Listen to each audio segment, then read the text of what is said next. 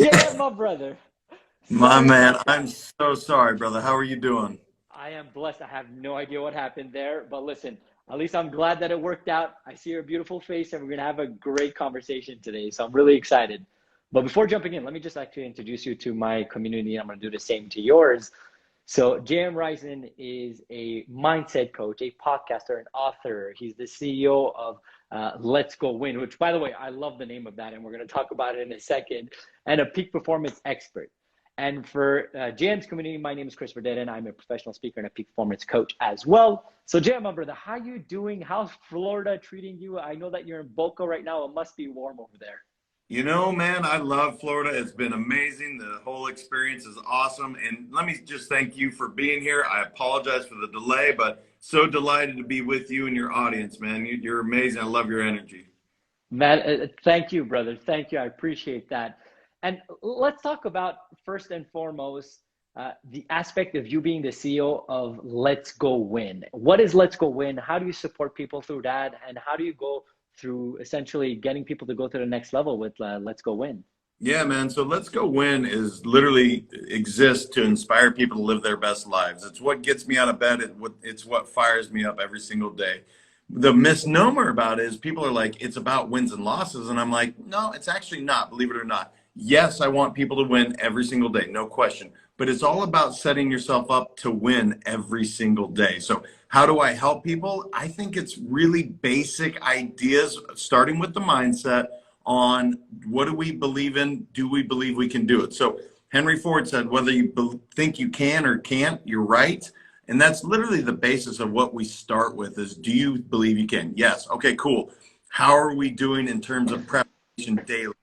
Good, bad, or indifferent? And then we just dive in, man, because people can accomplish so many amazing things, but yet so often they get in their way with small, minuscule things that we shift. And next thing you know, they're off to the races. So I love it, man. I love working with people that want to get better every day. And it truly is what fills my bucket. Jam, I love that. And you mentioned so many golden nuggets, and I just want to kind of highlight certain things so people could really grasp that. The reality of the matter is, if you want to succeed, it starts with your mind. It's the mindset in itself. Just like you gave that beautiful quote of Henry Ford. And just like Tony Robbins said, state, story, strategy. Before going into any type of strategy, you have to have the proper state in the story. And with your mindset, you start believing it. I'm like, oh, yeah, I could do this. Okay, cool. Once you have that belief, then you can go forward.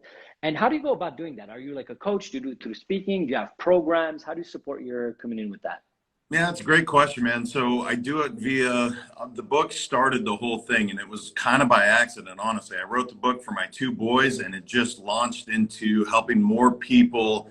And it was kind of, I was called to it, man. And so then the podcast came along. And then what I found is I love writing. And so now I do a blog every single week. And then I've done some very select one-on-one coaching, but and I love the clients that I can help, don't get me wrong, but I really like being able to help the scale reach more people. So I love working with teams, and I talk about that frequently in my books and on the blog, because that's truly that's what I love doing. I love playing basketball in college versus swimming, which were my two options. And so, yeah, man, those are the forums that I really work on. And as you're helping so many people by doing this platform, and it's amazing. Man, thank you for that. And you know what's amazing? As you said that story of why you did your first book for your kids, it's so amazing because you're not the only person that's told me that. And we could even look at like Richard Branson. He's like, after doing his first ever cross-Atlantic flight with the air balloon, let's call it, if I'm not mistaken, he almost died. And he's like, you know what? He's like, I have to write something for my kids. So if I'm not here, they have it. And then something happened. So it's really funny, the power of a book to leave to other people and all your thoughts and your analogy towards that. And one question I have, so it's called your business, Let's Go Win. And you talked about winning and a certain importance towards it. What is your definition of winning? That might seem like a very weird like question because it could be very straightforward. Winning is winning, losing is losing. But I believe there's so much more in depth with that. And I just want to know your perception on it. Yeah, man, in my opinion, winning is literally showing up as your very best authentic self. And that's literally why in Let's Go Win, I started with vulnerability, because it's the most profound lesson I ever learned in leadership was showing up as who I am. So for instance, I'm a simple kid from Montana, man. I'm a t-shirt and jeans guy. You see me in a t-shirt. Early in my leadership career, I was all about the suit and tie. And look, if you're comfortable in that, that's cool. It just wasn't for me. And so for me, when all about being who you are, as authentic as you can be, because people will follow that through a brick wall. But if you're showing up with masks on your face and you're not being your true self, which so many of us have done, it starts early in like middle school or maybe or even earlier in elementary school. You learn who you are truly inside. That is a blessing. That is something that everybody should see. And so that's what Let's Go Win is all about, man. It's like allowing people to be themselves, be that light, and really bring it out to the world. I love that so much when you're talking about the vulnerability and being yourself, because that is so accurate, especially the younger generation or just anybody that's younger, not about generational. Like it takes time for you to be confident to walk into the body that you are, to the person that you are with your beliefs and so on. And I love that you mentioned, hey, in the beginning I used to wear suits, but that's not who I am.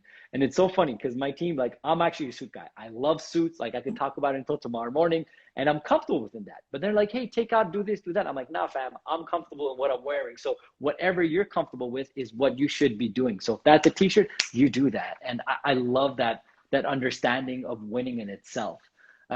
So Jim, tell me more about the podcast. And I do know that you said you started after the book and everything kind of took off. Tell me, how do you plan your podcast? What's your ideology with the podcast world? What's your goals with that? How do you see like that moving forward? Yeah, let me say the podcast form I love. It's literally probably my favorite thing I do every single day. It literally gives me energy. But the whole idea of Let's Go Win is to get the story out there. So like yesterday I had an artist on and I wanted to talk about his story because so many times you hear the starving artist. Well, this guy's absolutely crushed it. And he's done so much philanthropy, over $6 million he's given back to this community. But that's not what you normally hear. So I wanted to dive into the story so people can hear what David is all about, how he brought this to the world. And then we talk about, some of the successes, some of their experiences, how they overcome failure.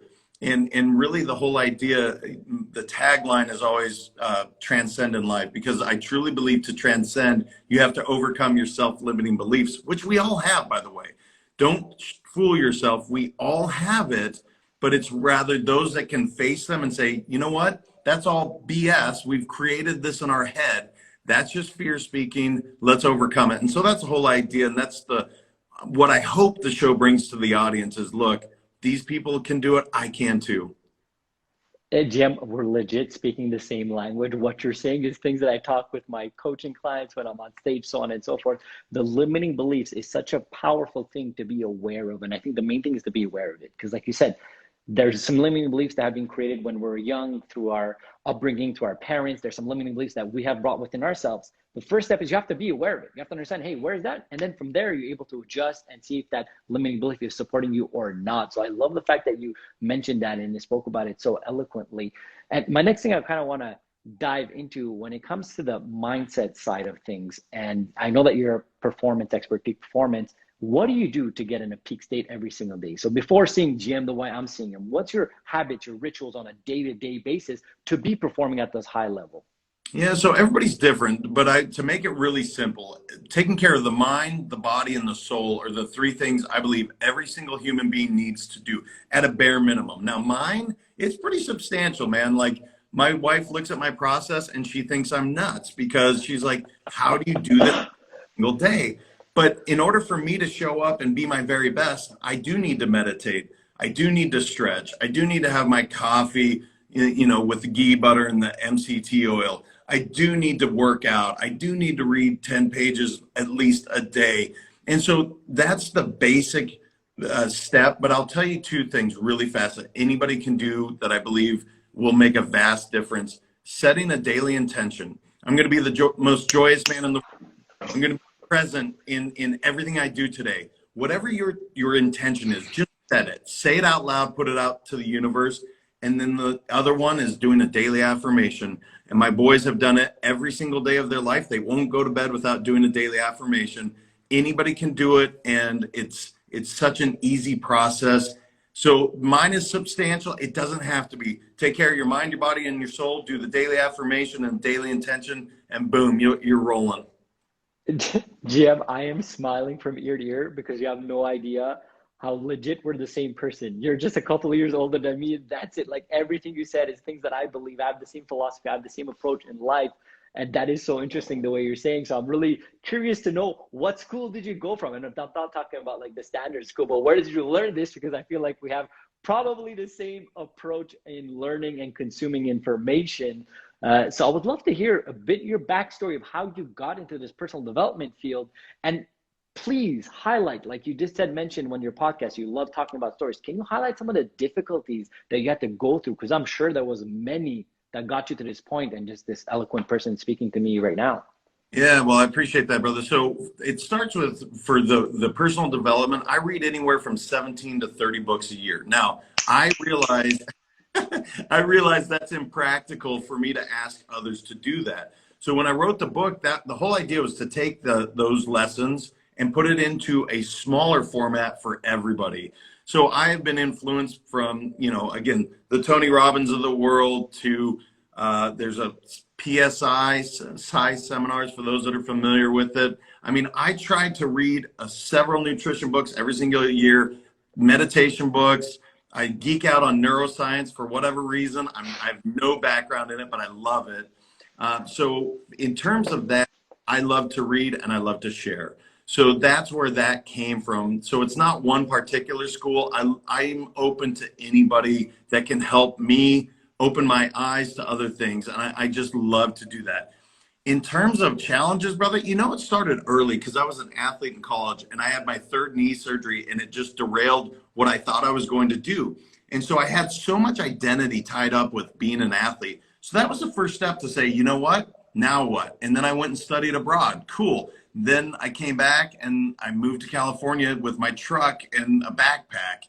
And so the process was learning about myself and what I wanted to do. And in that process, this is my fourth company I've been fortunate enough to be a part of, a partner or building. The second company was 6 years of torture and hell. Now, that was my choice. I stayed there for 6 years, but it was because I wasn't being true to my values, true to who I am.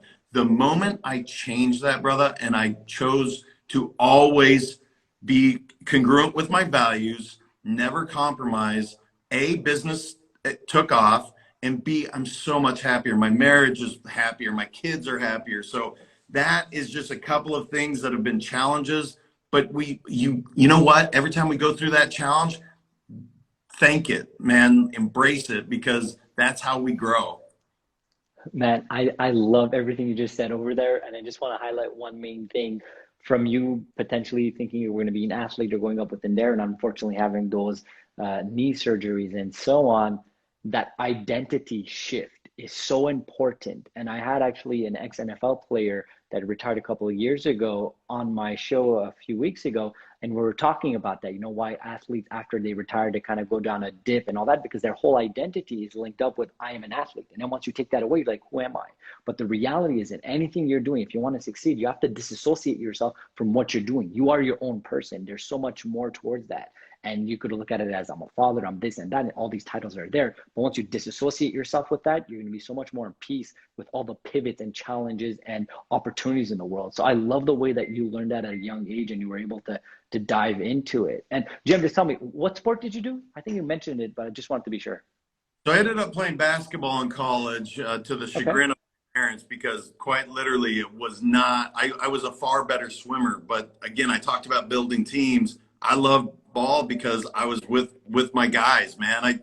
I had a chance to bond and be with those guys. So I chose a far less prestigious school and I got far less scholarship money, but I was happy, man. And so that's what I would tell you guys, anybody, if you're in questioning, follow it. My dad, who was my decision maker, was so upset with my decision, but it was the best and only decision I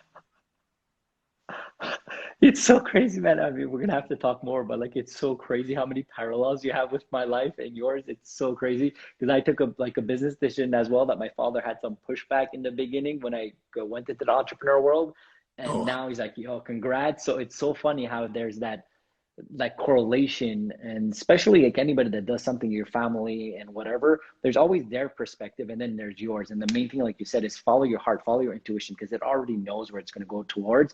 And even if you're scared, because I'm sure that was a scary decision for you to go to another school, let so much more money on the table, or like education on the table with the swimming side or whatever, and going somewhere else, there was some fear. But if you listen to your gut and you know it's the right thing, that's amazing. One question: are you a Heats fan, or you haven't adapted the Florida Heat team? Because I know you're not originally from there. I'm not, man. I would be in two schools. One would be a Blazers fan. I grew up in Montana, so that was my squad. My son has inherited that. I have also been a Bucks fan, but not Okay. because of the title. I promise you, I was not even rooting for him this year. But I'm a Packer fan. That's my biggest Team. love in sports is the Packers. So. I love that. I love that. Man, so you obviously have an abundance of knowledge that you could share. And what I'm going to ask is, can you share what would be like the top three things you would tell a new entrepreneur to do to be successful? Especially that you said six businesses and some went well, some didn't, and so on and so forth. What would you speak to anybody that's starting a business? Yeah, so the first one is you have to believe. And I know that sounds cliche, but you have to truly believe. And I just wrote a blog on this, literally. You have to believe, you have to go all in. And I'm not talking about having the side door or the back door. When you choose, like, this is your path, go all in. Don't be afraid. You can do it. I promise you, if you give yourself that out, that's where you're going to end up. So go all in is the second. And then truly make sure it's something that you enjoy and you love, because look, it may not be the most wildly successful, most popular, most followed right out of the gate, but if it fills your bucket, eventually it will be, and you are truly going to be happy. You'll be blessed. So, believe, all in, do exactly what you love, brother. Those would be the three things that I would tell I people love to. it. I love it. I love it. Have faith, go all in, and do something that you love, because it's not going to be a day of work within your life. And it's going to actually hold you on for those difficult moments. Because even if you're doing something you love, there's going to be some difficult moments. But if you don't like it, it's going to be so easy to quit. But if you love it truly, you are going to continue. So, Jim, I mean, thank you for your time. I want to be respectful for your time. I just want to ask you one last question. Where can my audience contact you, meet you, will read your blog, so on and so forth? Please tell us your info on that end. Yeah, thank you. Hey, thank you for having me, brother. I'm so sorry we missed a couple minutes, but I appreciate you so much. Let'sgowin.com is where you can go for the blogs. There's an online course, and you can find the books. And then Let's Go Win 365 for any social media. So it's pretty easy. And here's the one thing I would say, please reach out. I love hearing from people. You can be like, this guy is full of crap, or you're awesome. Either way, I like the feedback. I truly do value it. So I'd love to hear from all you guys. And I appreciate you having me, man. I really do. Jim, thank you very much, brother. It was a true pleasure. Thank you for blessing us with your time. Everything you did mention will be in the description of this video, so people will be able to get that. Furthermore, people are watching this afterwards. If you guys have any questions, comment it. Me and Jim will be checking it out and answering the questions. Same thing on my YouTube channel. 7 Days Later will be there. So if you guys have any questions, we will be answering them. So once again, Jim, thank you very much, brother. I really appreciate your time. Thank you so much, you guys.